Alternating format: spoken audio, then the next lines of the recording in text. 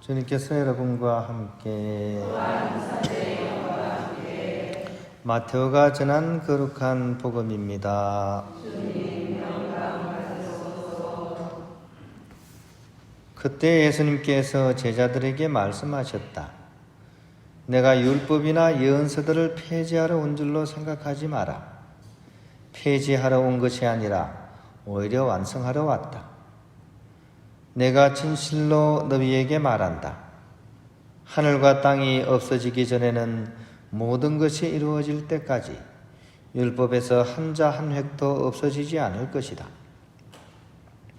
그러므로 이 계명들 가운데서 가장 작은 것 하나라도 어기고 또 사람들을 그렇게 가르치는 자는 하늘나라에서 가장 작은 자라고 불릴 것이다. 그러나 스스로 지키고 또 그렇게 가르치는 이는 하늘나라에서 큰 사람이라고 불릴 것이다. 주님의 말씀입니다. 평안을 빕니다.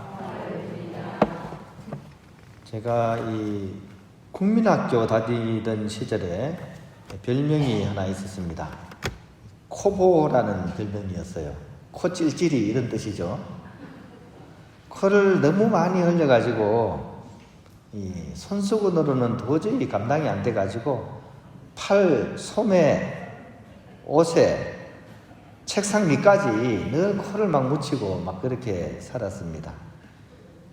일종의 그 시대의 영양실조입니다. 그죠? 그 시대에 이제 굉장히 어렵고 힘들 때였기 때문에 영양 섭취를 잘 못해서 이제 그런 게 있는데요. 더 근본적인 이유는 제때 치료를 받지 못했습니다.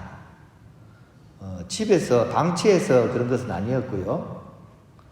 그 치료를 위해 가지고 이제 할머니가 이제 저를 데리고 한약방으로 이제 가셔가지고 이제 처방을 받아왔는데 이제 쓴 약을 먹어야 되고, 그 다음에 콧구멍에다가 소음을 틀어 맞고 막 있어야 됐었어요. 그러니까 아이한테 이 쓴 약 먹는 게 보통 힘든 일이 아니었고, 또 콧구멍을 막고서 지내는 게 너무 답답하니까 이제 막 기를 쓰면서 그 치료를 거부했다 그래. 그래서 아무리 달래도 안 되니까 이제 집에서 이제 포기하다시피 한 거죠. 그래서 이제 치료를 못 받은 거죠. 그 때문에 저희 학창생활, 특히 국민학교 초년생 시절은 말 그대로 흑역사라고 할 수 있습니다. 손해가 무지무지 사실 돌아보면 컸던 거죠.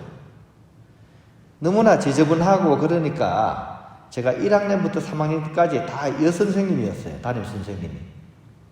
그러니까 이 한 해가 얼마나 더럽고 막 그러니까 얼마나 미우셨던지 저는 툭 하면 얻어맞았습니다. 그 당시는 선생님들이 많이 때리던 시절이죠. 아마 제가 전교에서 가장 많이 맞은 아이 중에 하나일 거예요. 엄청 두드려 맞았습니다. 운동 시간 때 운동하러 이제 띵틀 구르게 하면요, 선생님들이 한 대 갈리면서 에이 더러운 놈 하면서 한 대 때리면서 맞으면서 넘었어요. 그렇게 완전히 미운 오리 새끼처럼 취급을 당하다 보니까 성격도 이제 거칠어지는 거죠. 제가 이제 키는 작고 덩치는 작았는데 주먹을 쥐었던 것 같아요. 그러니까 막 옆에 애를 두드려 패가지고요, 다음날 이제 어머니가 이제 학교 찾아오기도 하고, 막 저만 보면 이렇게 살살 비는 애도 있어요. 때리지 말라고. 얼마나 험했는지, 그죠? 이것이 어떻게 보면, 그죠? 쓴약 치료를 제대로 받았으면 벌어지지 않을 그런 일이었다는 생각이 들어요.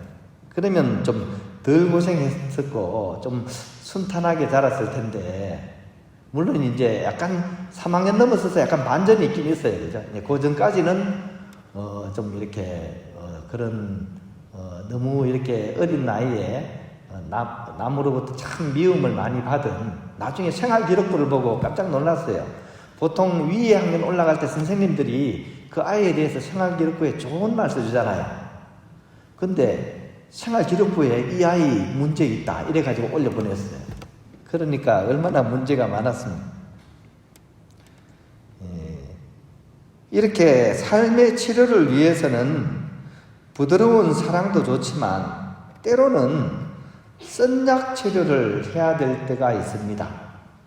그리고 그것은 꼭 해야만 하는 것일 수도 있습니다. 오늘 복음 속에서 예수님께서 이스라엘 백성들, 특히 지도자들을 향해서 쓴소리 하시는 내용이 오늘 복음의 내용입니다. 언뜻 보면 이제 이렇게 진정한 사랑의 계명에 대해서 얘기하는 것 같지만 새로운 계명에 대해서 얘기하시는 거거든요. 근데 이 사람들 입장에서는 굉장히 쓴소리입니다. 그들의 잘못된 삶의 양식을 고쳐서 하느님 나라로 이끌기 위해서 새로운 계명을 얘기하는 거예요. 내용은 좋은 내용인데 이 사람들한테는 굉장히 쓴 이야기입니다. 그러다 보니까 이 사람들은 예수님의 새로운 계명이 굉장히 싫은 거죠. 그죠? 쓴 약은 두말하고 막 역겨운 그런 느낌까지 들었을 거예요.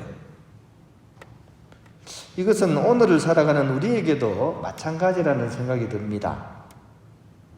성경을 읽다가 보면 나의 그런 부끄러운 부분을 드러내시고 또 내 삶의 모습이 잘못되었다라고 마치 경책하시는 듯한 말씀을 우리는 들을 수가 있습니다.